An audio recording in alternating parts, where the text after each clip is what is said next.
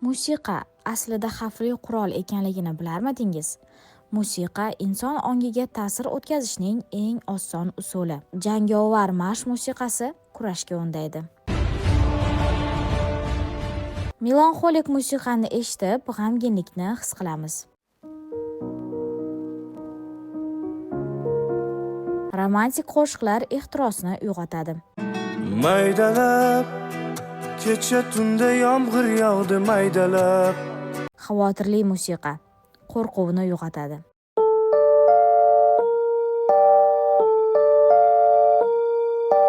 Raqsbob musiqa raqsga tushishga chorlaydi.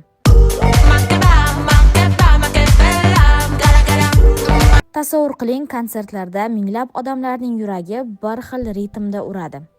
Bir xil g'oya ostida birlashadi. Bu xuddi boshqarilishi oson bo'lgan armiyaga o'xshaydi.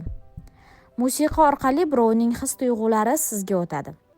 Ongimiz qaysi musiqa xavotirli, qaysi musiqa romantik ekanligini qayerdan biladi? Aytsam ishonmaysiz, ta'sir tembrlari allaqachon ishlab chiqilgan va hozirgi kunda bundan yaxshigina foydalanishadi. Bekorga islom dini musiqani taqiqlamaydi. Siz musiqa eshitishni yoqtirasizmi?